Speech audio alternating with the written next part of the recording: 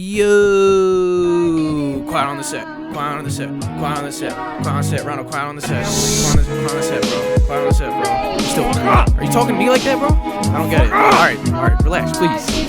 Come on. All right. Yo, what's up, everybody?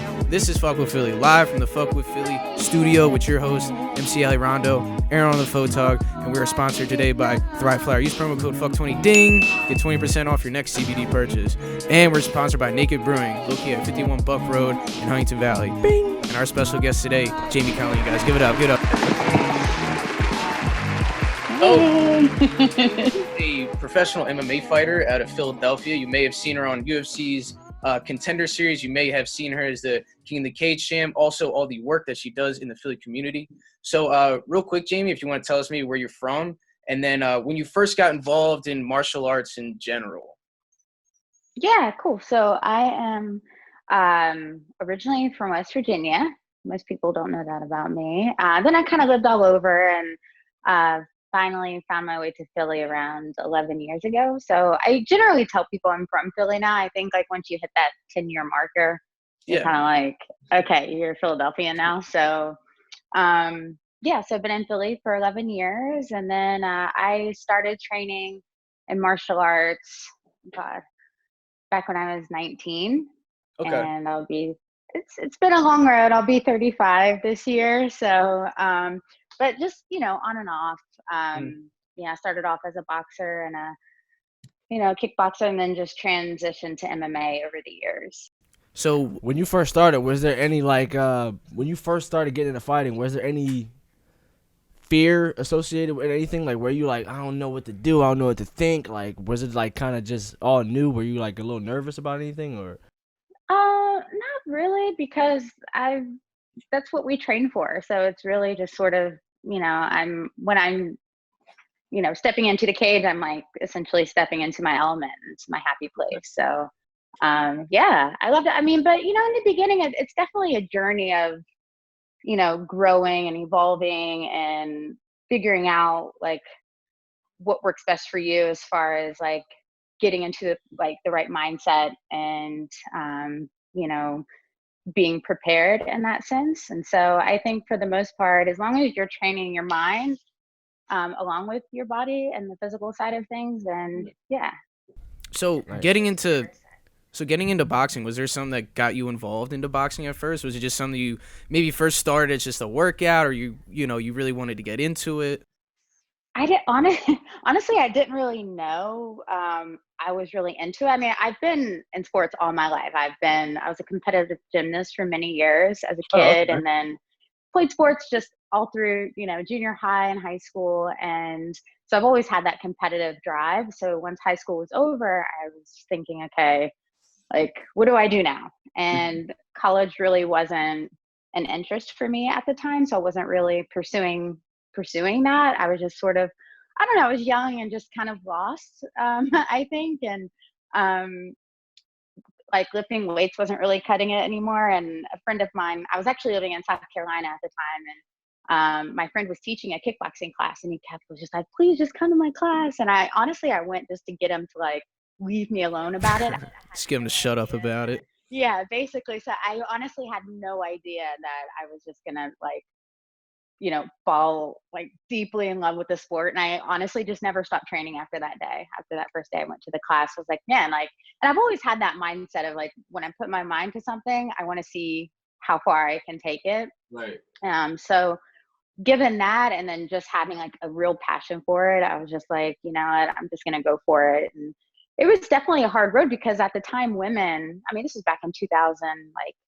I was about to say, this is before the Rousey and the Holly Holm and everything. I was mentioning that to the fellas. Gina Carano days. Yeah. And, so it wasn't common for a lot of female fighters back then, is what you're saying? Is that what you're like? No. I mean, you would see like some pop up here and there. It's a lot like boxing too. I mean, like I know like the women have a really hard time. Like even now, like really just definitely like, I mean, it's becoming more mainstream for women, obviously, and you have like, the Heather Hardys out there, and everybody's sort of paving the way for them on that end. But it was just like, yeah, you didn't really see women and Yeah. like And also, at I that mean, level, at a higher level. of course. And like there were some women boxers, but I feel like MMA really brought the women's combat sport to like a new level. Like you see the headlines. Like last week we were watching the Joanna and the Wang fight, and we're just like, oh Wait, my no, god. is that the one where they were like fucking? Yeah, like, her head got all swollen that up shit and stuff. was Yeah. crazy. Yeah.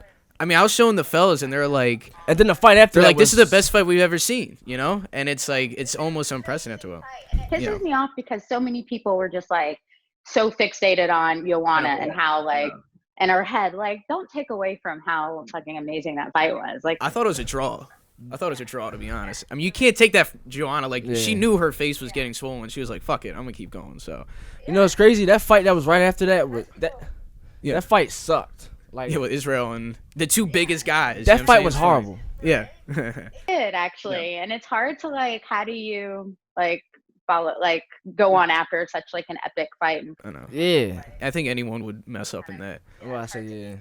But so did your first amateur fight? Because I feel like a lot of fighters always remember that feeling. Was it a boxing fight? Was it an MMA fight? It was actually a boxing. Like it was like this like. I don't even know if I should like even count it. I mean, I do because I stepped in the ring, like I did my thing, but I really had no idea. I mean, I trained for it, but it wasn't really. I don't know. I prepared, but it wasn't like I don't know, like a big event. It was just kind of like a little small town thing, and I did it. It was fine, but it gave me my first taste of like real like combat competition. It was awesome. I was just what was man, that I'm ready for the next one. For anyone that's never experienced that? Honestly, I mean, I think it differs from like person to person. For me, because I was just so happy to be there that like, you know, you feel butterflies and you know, back then I would say I would use the term nervous, but I mean now I don't because I've like worked with a mindset coach and stuff, so I try not to use like that terminology anymore. But yeah, back then at the time I was definitely nervous, but just honestly like happy to like be in there and do it and like just perform in front of my friends and stuff. Yeah, super excited. Yeah. I feel like a lot of people take anxiety with excitement and they get it kind of weirdly entwined, because I feel like if something doesn't give you anxiety, you're not excited. It's like a roller coaster. I feel like you could use that feeling like, oh my god, I'm gonna die, or you're gonna be like, whew, this is about to be crazy, like it's gonna be fun, almost like using it to that finish. Yeah, for sure. But that's the thing with my mindset coach worked with me on, because it was like, you know, when you're nervous, that's sort of tied to like negative energy.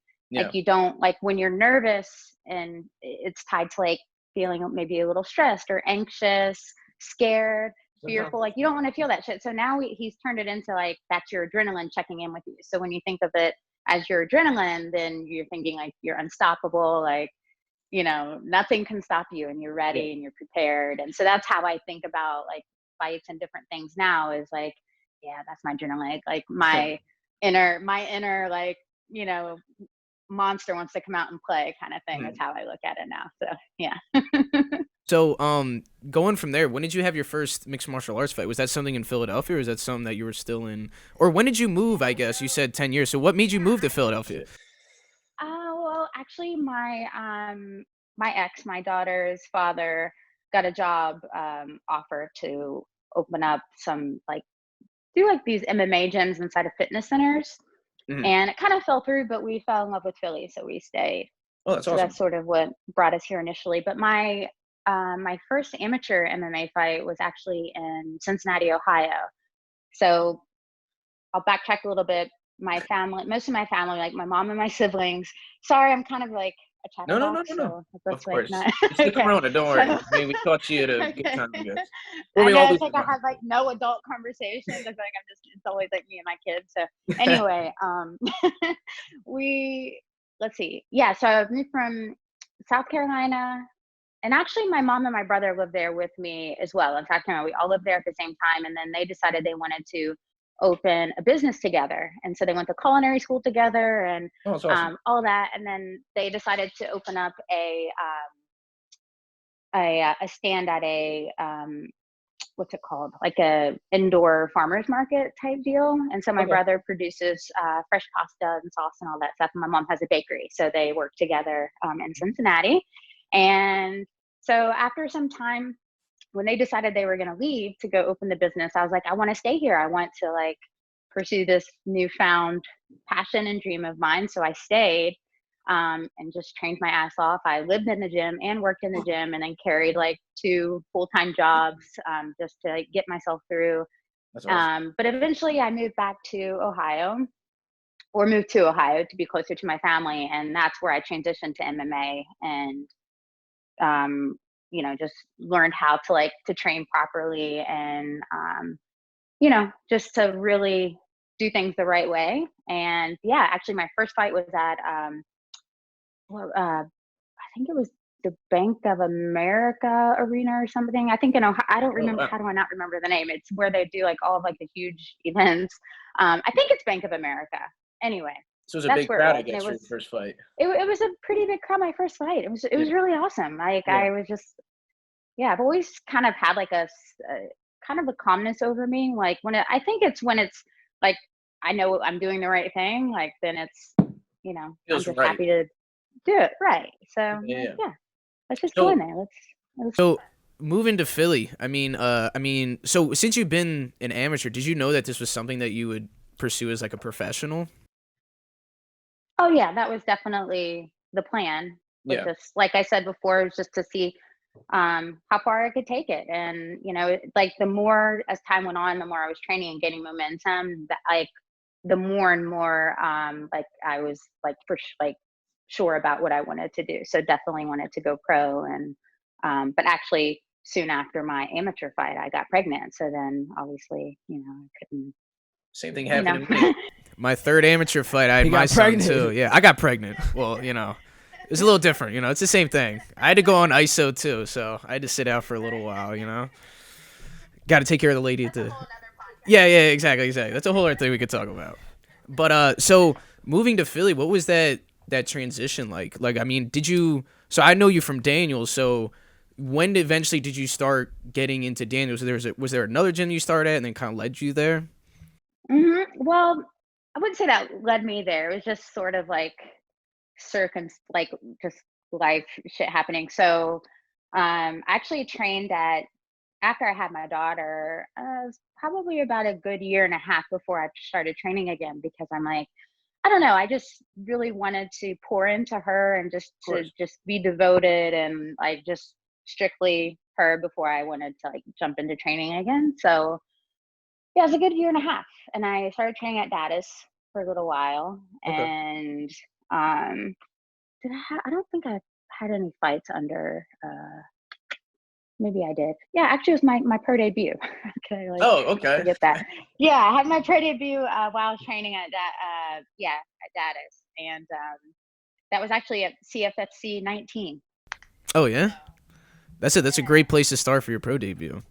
Shout out CFFC, putting on like some of the best fighters in the East Coast. It's they're a great promotion. So amazing. yeah, and they treat it professionally too. So was it after your first pro debut that you start going to Daniels? You said it was like a circumstance kind of thing. Oh yeah. So was training, and then just life sort of took a turn for the worse, just within my personal life and family life. But at the time, my ex, I met Daniel through him. I had gone to the gym when he first opened, and like I met him, I met Daniel, I met Rob just briefly, and that was pretty much it. But then as time went on and my situation sort of started getting worse and things were just, well, like once I finally became a little more stable, they reached out to me and said, hey, if you want to jump back into training, you're more than welcome to come here. We're happy to have you. So that's sort of where my journey with Daniel began. And let's see, that was like 5.5 years ago. Oh, okay. So have you seen yourself? I'm sorry. Oh no, No, that was 6 years ago. 6 years ago. Okay. I had to count on my fingers. No, you're fine. So, so coming to Daniels, a lot of people don't really know, but it's kind of like the mecca of Philly MMA fighters. So coming in, like, what is that feeling like working with these guys and these ladies too that are in there, like working alongside like these decorated, MMA fighters? Yeah, I mean, it's actually pretty amazing. And honestly, I didn't really know like what I was like walking into. I remember my first few trainings with Daniel was in jujitsu. He was like, listen, if this is what you want to do, like you're required to train jujitsu and train in the gi. And I was just like, what? Like I've always grappled, like did some wrestling, He's things like totally that, but different. just I'd never put on a gi until I walked into Daniel's. And um the more I trained and like he sort of like eased me into like the team trainings. So, but once I was there, was like, wow, I looked up to like all the guys that you were just, talking about. I would like looked up to them a lot. And I was just like, I want to get to that level. I want to be like them. So, And when I first came in, I mean, the top three people, it was Paul, Jonathan, and you. Like, you were the champs. Like, you were the ones that, like, were the ones doing it all. So, I mean, like, even, I mean, like, what is that like, too, watching some of these guys? Like, I mean, seeing the success that Sean's having now and Paul and everything, like, even in the UFC, like, what was that like seeing from almost like, I mean, not necessarily young pups when you came in, but they weren't what they are. So what is that like now, like seeing the success that they've had?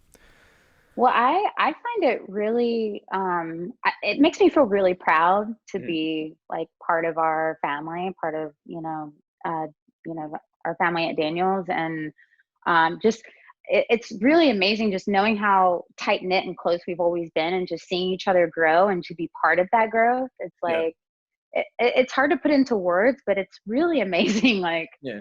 to watch. Like I don't remember exactly where Sean was in his I don't in his amateur. I think maybe his pro career. I don't know, but it was very early on when I went Yeah. there. And just to and knowing like we all sort of have like one common goal, and that's to just make it to the top. And however, whatever that looks like to each of us. Like some people don't want to.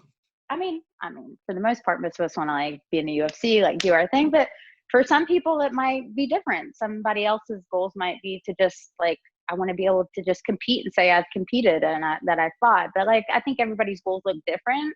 Mhm. And but I find that like just the camaraderie that we all have, and just the way we build each other up and push each other, it's something different. You don't see that in any other gym. Like I've been around the block as far as gyms. I've been. Yeah, I've seen gyms too. Yeah. Daniel's is like there's a special vibe, and Daniel's great too. I mean, like there's not many coaches. I'm not gonna call anybody out because I'm not. This is not the kind of podcast. But there's a lot of coaches that bring this hard nose, kind of negative, like work, work, work. But like Daniel does that, but he's such a nice guy. He's so much fun, and he will give you that individual attention if you ask for it. I've never seen him it could go amateur to someone that doesn't even fight. He will always help somebody out after class, before anything. Like he's very attentive to his students. So And what I love so much about him is that, you know, the way that he encourages us is it's different, it's special, and he can be really hard on us sometimes, but he yeah, can because he's doing it out of love. It's not because it's not out of like ego or like anger. It's just his way of like, hey, I see something in you, motherfucker, so I'm gonna push you, yeah, that's him. So motherfucker. yeah. But so you've also been to that top two. I mean, you were honestly besides Paul, you're the first one that we've seen, and Jonathan, I guess, that made it to the Contender series, and we were all watching. That was such an exciting moment, and that feeling of you pulling out that win too, and everything. Like, what was that like being on the main stage? Was that a different set of, I know you're saying you don't talk about the fear side of it, but like honestly, what was that feeling like? You knew that it was a big deal. Like, what was that feeling like? It was, and that's one thing that a lot of people don't realize, because we feel the pressure. Like when you're in the back, you're waiting. Like even through, long before we're in the back waiting to go on, it's like there is a lot of pressure riding on these fights, and a lot of people watching, and it's up to us to definitely like filter out certain things and sort of block out certain things, so we don't let like that. We don't want to let too much in because we're already feeling so much already. So we have to try to like you know, block certain things out so it doesn't get the best of us, so we can like stay focused and you know, keep our thoughts and everything calm. But yeah, I definitely felt the pressure I was feeling.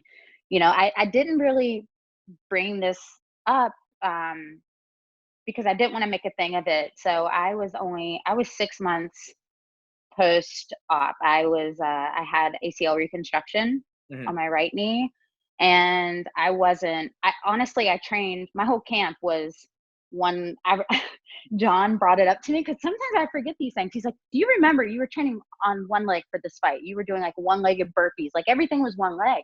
And I was still like in my agility brace. Like the first time I took my brace off was like warming up before the fight. Like but I didn't want to pass up the opportunity. So that's sort of like, it was definitely like, it was kind of a hard decision to make, but not really. Because like my mind, I'm like, yes, I'm ready. Like I've trained so long and so hard for this moment. And I'm like, if we can train and like train for it, like for, to try to like, avoid anything crazy happening. But then again, it's a fight. Like anything can happen. So the first round, it was 222, the first round. You can hear me actually scream. My back was against the cage. I don't know. I think she had like a seatbelt grip on me, something.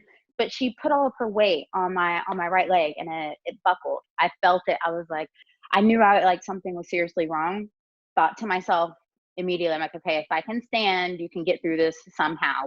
And yeah, that's what you saw toward the end, was that I had no idea there were 20 seconds left in the fight, but all I heard was Daniel's voice. He was like very calm, and he's like, and anybody knows me, anybody that's, rolled with me in jiu-jitsu, they know I'm good at arm bars. And so I can get them from like pretty funky angles. And I just kind of clamped down on her arm, and I was like, I'm not letting this shit go. Like, I'm not letting it go. That was like my mindset. So I had it, and then all I hear is Daniel go, okay, belly down. And I got it. Yeah. And secretly Daniel's just like about to fucking burst with enjoyment, because that was an intense fight. And I mean, you could kind of see it too. It's like you could see that you're hurting. It's like, what was that feeling? Just like you were hurting, and you come back, you get the finish. I mean, was there anything in your career that's similar to that feeling at all? I mean, yeah, not similar, but I mean, I've had another big moment. It was when I won that the title with King of the Cage, because I came in, I hadn't fought in a while.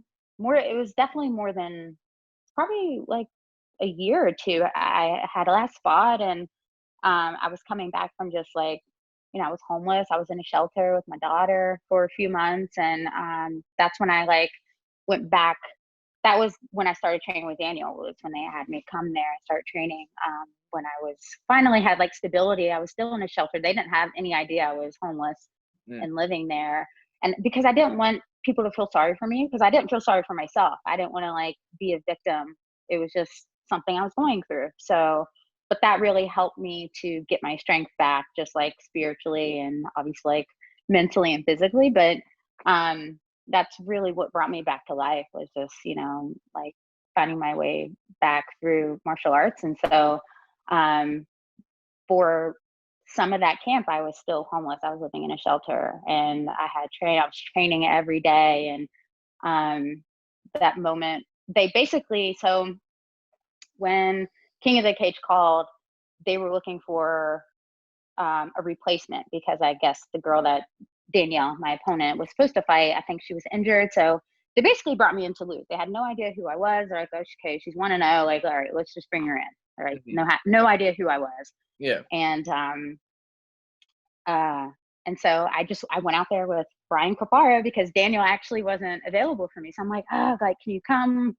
And we're like, all right, fuck it, let's go. So we like flew out to California, Ontario, California. It was almost like a sold out show. There was almost, like 9,000 people there, something crazy like that. Yeah. And we were the co-main event, and it's amazing too. I had a reunion with my first coach, who I hadn't seen probably, I don't know, almost 10 years. And he had moved to Malibu. So I was like, hey, can you come be my other corner? So like that reunion was like really special for us as well. So yeah, but I was so prepared for that fight. It was crazy. I just felt ready, and I would just had that like I don't give a fuck mentality.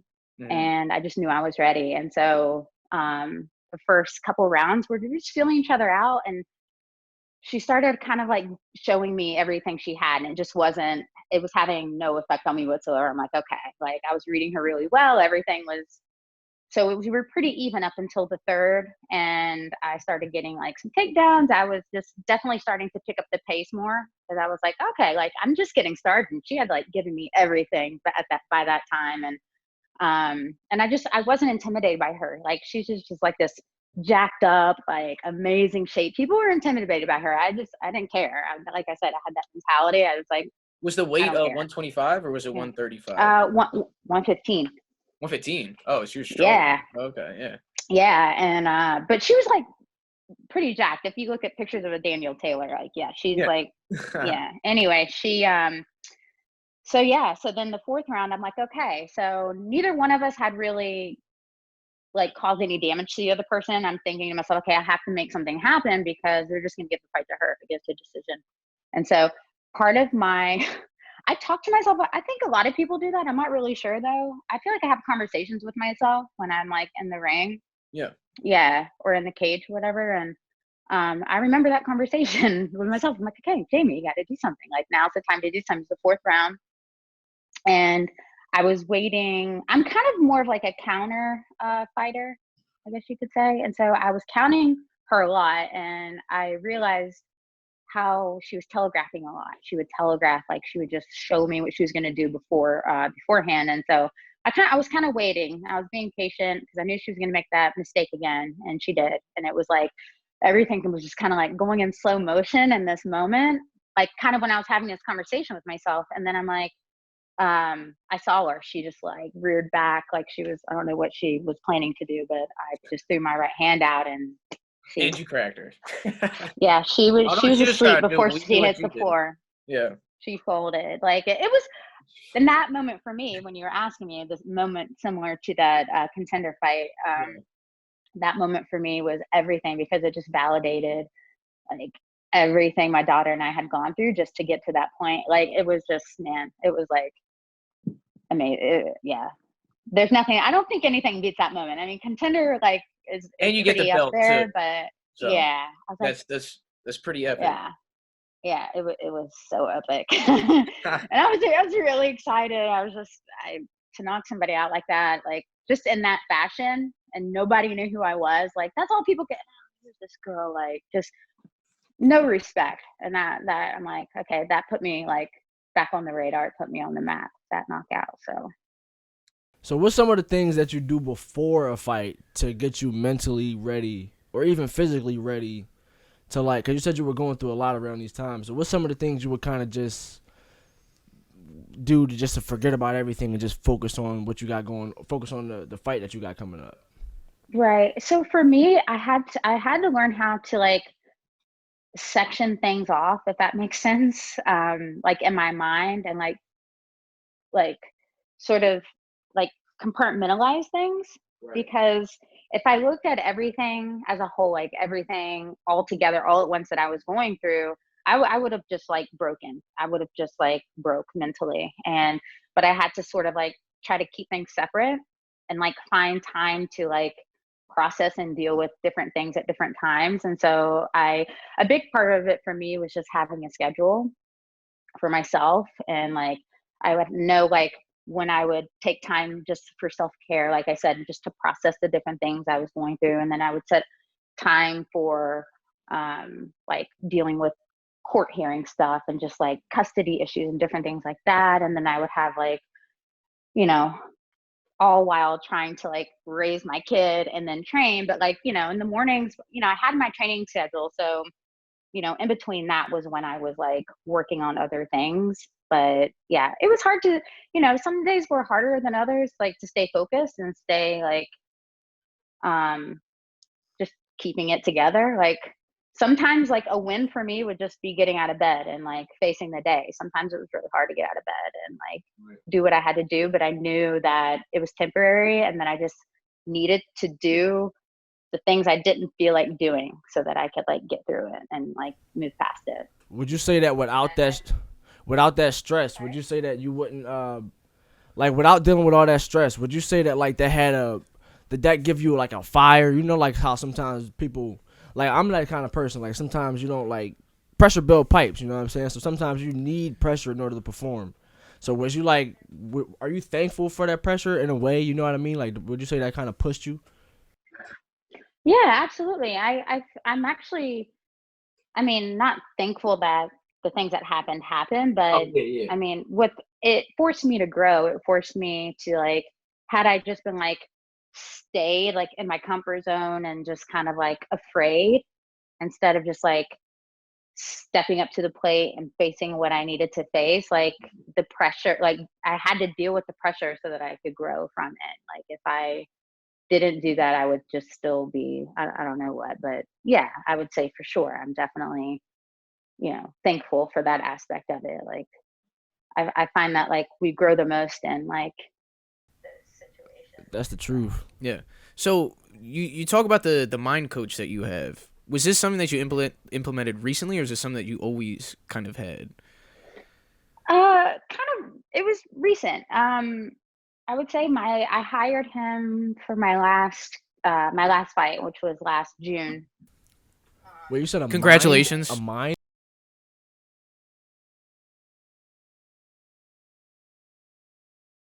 Yeah, it was. Oh, it was so fun. Yeah, it's a Yeah. great card.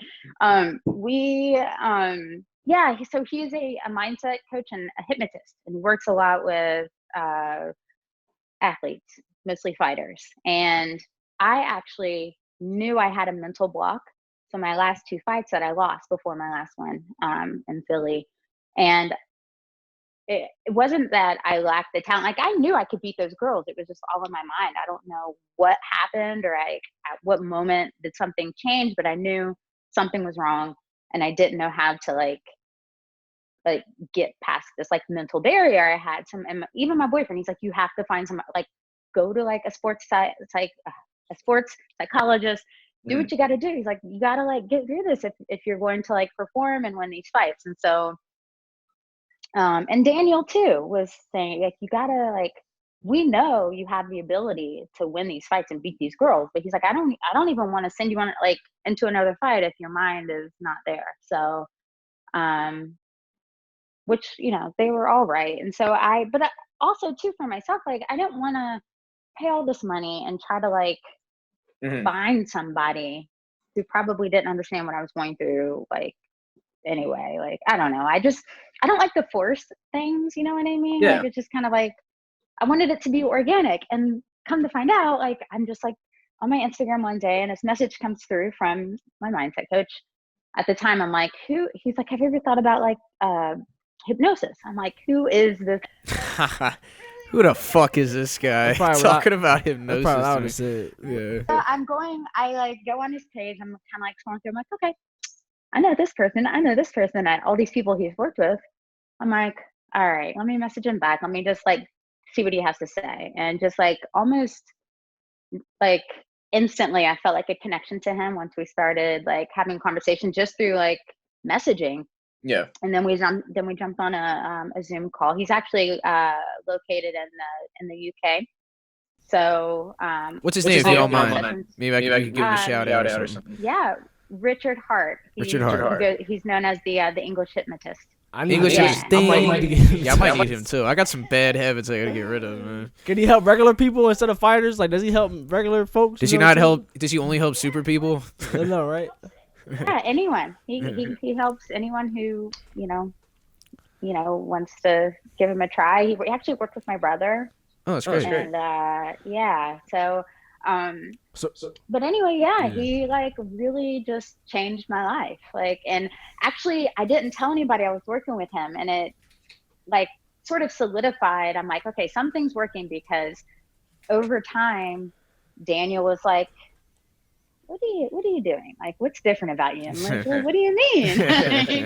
Because like it was working. Whatever he like, our sessions and the things that I needed, like he was able to like help me like fix and get through. So, but I realized like through the process with him, like I became that and then more. And so that my last fight last year was like, I was just, I don't know what I was, but it wasn't like my mind like that. And that for me, that was the biggest like victory, was like getting over that mental barrier. Like when I won, like when I was hoping to get a finish, but she was really tough. But I just getting over that. And then Daniel, like, when we like embraced after my fight, and he said to me, he's like, "You're back. This is the Jamie that we needed." And I just like started crying, and yeah. Woo! Give me chill. Wait, so real quick, God damn. if this isn't too much to ask, I'm just so curious on this hypnotism thing. Yeah. What are some of the things that he would do? Or what are some of the tactics that he used? Well, Ronald, he can't just, you know what I'm saying? Well, you no, gotta pay him. one thing that stuck out to you that he did that maybe was like, damn, what the hell? I never would have. He's actually on to something. Like, what made you? What? I don't know. It was letting go of like, so I have apparently like a good voice and a bad voice. I think we all have it. And it's really just connecting with your subconscious self. And for me, I think there was something blocking that. And I wasn't in tune like all the way through. It was just like, okay, my mind was like kind of just like on idle or something. And then I had this voice inside me like discouraging me all the time. But then I would try to stay positive because I'm a positive person. I try to like, I want to like work through like, I don't like dwelling on things. I don't like feeling like I don't know. I was just trying to like bury that voice more and more instead of connecting with that voice, I guess you could say, and then like working together with that subconscious mind that was giving me such a hard time. But I found a way to connect with that person inside and like work with her instead of against her. But Jamie, so like you mentioned before, but most people that know you, they know about your daughter as well. You know, bringing her to all the sessions, bringing her to all the things. So how has she impacted this career of yours and I mean your life in general? Mm-hmm. Wow. I mean, she's so awesome. Like she's like the coolest little kid ever, I swear. No, but she's just like she's so resilient and such like she's such a trooper. I mean, she herself went through like her own like journey of, you know, dealing with a lot of things too. So, you know, it was a lot of work and therapy for her, like to get back to like to be able to just like be a kid and have fun and like be happy.